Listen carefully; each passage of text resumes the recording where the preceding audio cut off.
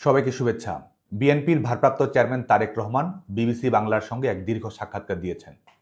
সেই সাক্ষাৎকারকে নিরপেক্ষভাবে বিশ্লেষণ করলে এর সত্যের অপলাপ, কৌশলী মিথ্যা, হুমকির বার্তা, চাঁদাবাজির প্রশ্রয়, দুর্নীতিকে প্রশ্রয় দেয়া এবং একটি অগণতান্ত্রিক রোডম্যাপ সবার সামনে উন্মোচিত হয়ে আসে। আমরা যদি তার ইন্টারভিউয়ের বিষয় নিয়ে পর্যালোচনা করি, প্রথমেই যদি দেখি তার ছোট ভাই প্রয়াত আরাফাত রহমান কোকোর বিষয়টি।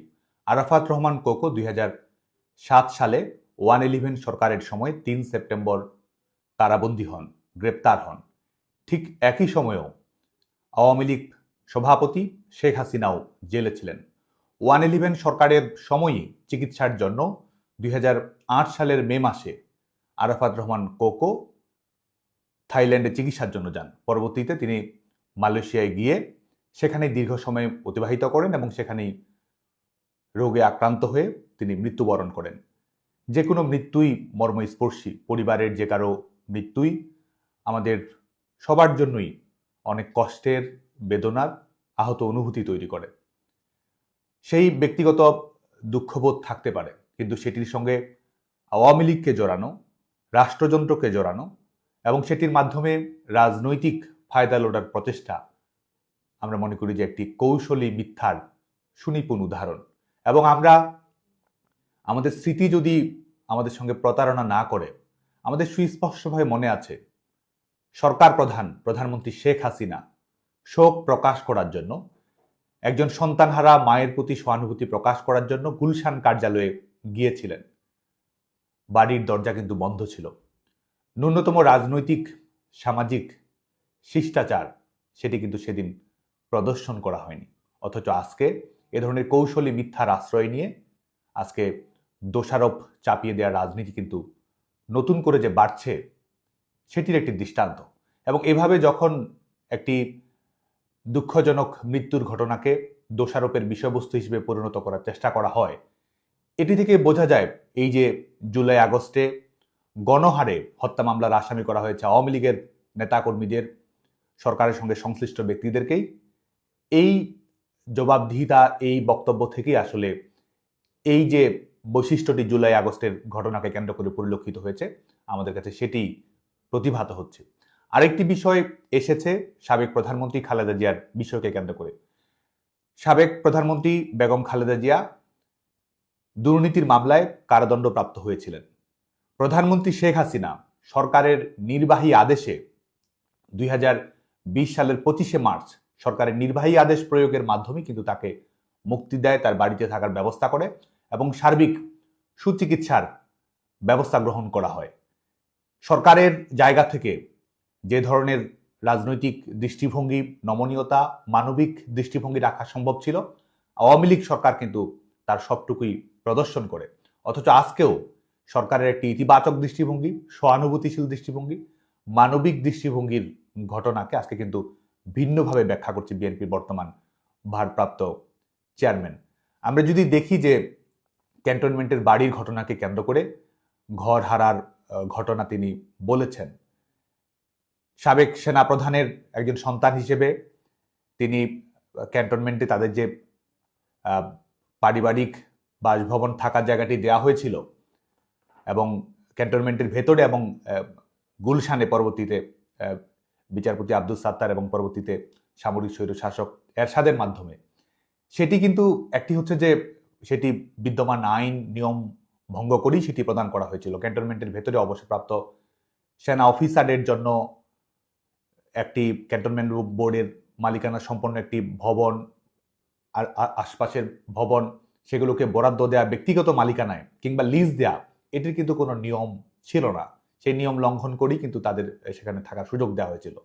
পরবর্তীতে বিকল্প হিসেবে গুলশানে বরাদ্দ দেওয়া হয়েছিল বাড়ি, এবং দুটো বাড়ি কিন্তু একই সঙ্গে বরাদ্দ অক্ষুণ্ণ রেখেছিল তাদের পরিবার, যে কারণে কিন্তু আইনের ব্যত্যয় ঘটেছিল এবং আইনের ব্যত্যয় ঘটা সত্ত্বেও সেটিকে রাজনৈতিক বিষয়বস্তুতে পরিণত করার একটি প্রচেষ্টা আমরা দেখতে পাচ্ছি। একই সঙ্গে আরেকটি বিষয় দেখুন যে বাংলাদেশে শুধুমাত্র নয়, পৃথিবীর যে কোনো দেশে সেনাবাহিনী যেখানে থাকে সেখানে কিন্তু স্বাভাবিকভাবে সেখানকার যে নির্দিষ্ট নিয়ম কানুন রয়েছে সেটি অনুসরণ করা হয়। এবং আমাদের মতো একটি দেশে যেখানে বারবার সেনা শাসনের ঘটনা ঘটেছে, মার্শাল লয়ের ঘটনা ঘটেছে, কুয়ের ঘটনা ঘটেছে, স্বাভাবিকভাবেই রাজনীতি মানুষকে কেন্দ্র করে, জনমানুষকে কেন্দ্র করে এবং সেটির সঙ্গে যেন পার্থক্য থাকে সেটিরও কিন্তু প্রচেষ্টা দৃশ্যমান হতে হয়।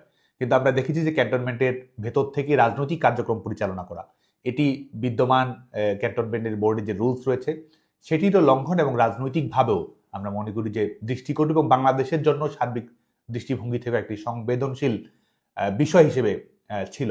এবং সেই নিয়ম নীতি, রাজনৈতিক প্রথা, গণতান্ত্রিক দৃষ্টিভঙ্গি সমস্ত কিছু লঙ্ঘন করেই কিন্তু সেই বাসভবনটির দখলটি অব্যাহত রাখা হয়েছিল। পরবর্তীতে সেনাবাহিনীর নিজস্ব নিয়ম এবং আদালতের নির্দেশনার আলোকে সরকার একটি সিদ্ধান্ত বাস্তবায়ন করে, সেটিকেও কিন্তু আজকে একটি রাজনৈতিক ক্যারেক্টার অ্যাসাসিনেশনের বিষয়বস্তু হিসেবে নিয়ে আসা হয়েছে। এবং আমাদের কাছে মনে হচ্ছে যে এর মাধ্যমে আসলে আমাদের ঐতিহাসিক ঠিকানা, বাংলাদেশের মুক্তিযুদ্ধের আতুরঘর, আমাদের স্বাধীনতা সংগ্রামের আতুরঘর ধানমন্ডি 32 নম্বরে বিধ্বস্ত করার যে ঘটনা ঘটেছে, আক্রমণ করার যে ঘটনা ঘটেছে, এবং এর সঙ্গে বিএনপি জামায়াতের নেতাকর্মীরা যে সরাসরি জড়িত ছিল, সম্পৃক্ত হচ্ছিল, প্রতিহিংসা রাজনীতি যে তারা বাস্তবায়ন করেছে, এবং তাদের নেতাকর্মীদের স্লোগান, অবস্থান, সামাজিক যোগাযোগ মাধ্যমে প্রচারণা এবং রাষ্ট্রযন্ত্রের বিভিন্ন কৌশলকে ব্যবহার করা, সরাসরি সহযোগিতা করার দৃষ্টান্তের মাধ্যমে কিন্তু এটি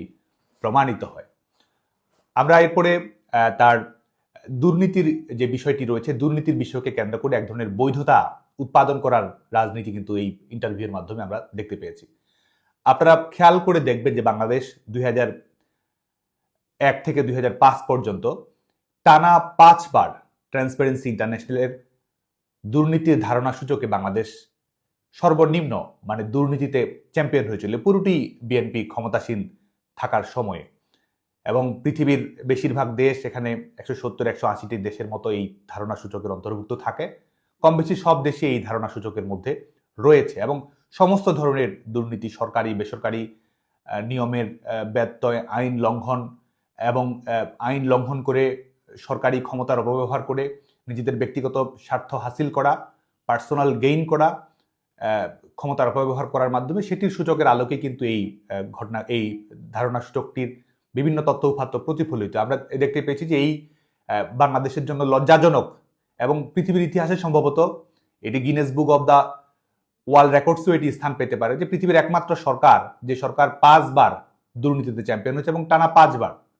এবং এই একটি আন্তর্জাতিকভাবে প্রতিষ্ঠিত একটি সংস্থার মাধ্যমে এটি এসেছে, এবং সেটিকেও এক ধরনের বৈধতা দেয়া, সেটিকেও বরং টিআই এর যে দুর্নীতির ধারণা সূচক সেটিকে নমনীয় করে দেখানোর প্রচেষ্টা, দুর্নীতি কমে এসেছে এই ধরনের দেখানোর একটি প্রচেষ্টা কিন্তু আমরা দেখেছি। এটি আসলে বাংলাদেশের আইনের শাসন, বাংলাদেশের জনগণের যে শুভবোধ রয়েছে, বাংলাদেশের জনগণের যে ক্ষমতায়নের আকাঙ্ক্ষা রয়েছে এবং রাষ্ট্রের কাছে যে ন্যায্য হিস্সা রয়েছে, সেটির সঙ্গে আমাদের কাছে মনে হয়েছে যে একরকম তামাশার ঘটনা ঘটেছে এই দুর্নীতির ধারণা সূচকের রিপোর্টটিকে যখন এক ধরনের বৈধতা দেওয়ার চেষ্টা করা হয় সেটির মাধ্যমে। এবং এখান থেকে যদি আমরা দেখি যে এই শুধুমাত্র 2001 থেকে 2005 সেটি নয়, আমরা যদি এই জুলাই আগস্ট পরবর্তী বাংলাদেশের চাঁদাবাজির ঘটনা, বাংলাদেশের লুটতরাজের ঘটনা, বাংলাদেশের রাষ্ট্রীয় সম্পদ লোপাটের ঘটনা, শেয়ার বাজার কেলেঙ্কারির ঘটনা, বাড়িঘর ব্যবসা বাণিজ্য দখলের ঘটনা যদি আমরা দেখি, সেখান থেকেও দেখি যে এটিকেও এক ধরনের বৈধতা দেওয়ার চেষ্টা করা হয়েছে। চাঁদাবাজির ঘটনাকে হক আদায় হিসেবে প্রশ্রয় দেওয়া হয়েছে।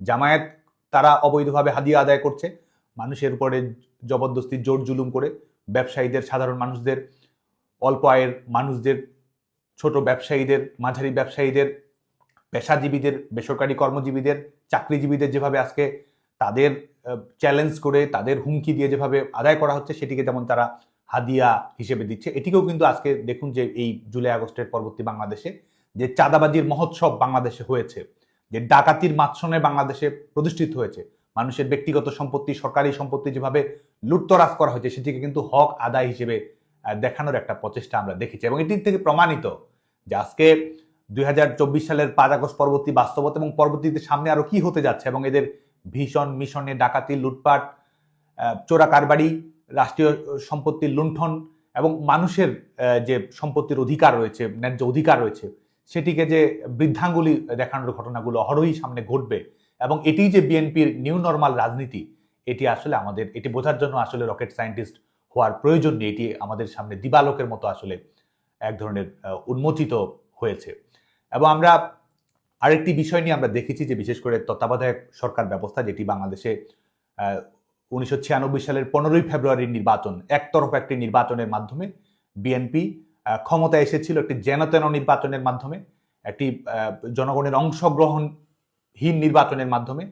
বাংলাদেশের বেশিরভাগ বাংলাদেশের সবচেয়ে বড় রাজনৈতিক দলগুলোর অনুপস্থিতির মাধ্যমে যে নির্বাচনটি অনুষ্ঠিত হয়েছিল, যেটির মাধ্যমে আসলে বাংলাদেশের নির্বাচন প্রক্রিয়াটাকেই এক ধরনের চ্যালেঞ্জের মুখে ফেলে দেওয়া হয়েছিল। শান্তিপূর্ণ ক্ষমতা হস্তান্তরের যে নিয়ম রয়েছে সেটি লঙ্ঘন ঘটানো হয়েছিল। গণতান্ত্রিক যে মূল্যবোধের যে জেন্টেলম্যান এগ্রিমেন্ট রয়েছে সেটিকে যেটির মাধ্যমে নস্যাৎ করে দেওয়া হয়েছিল।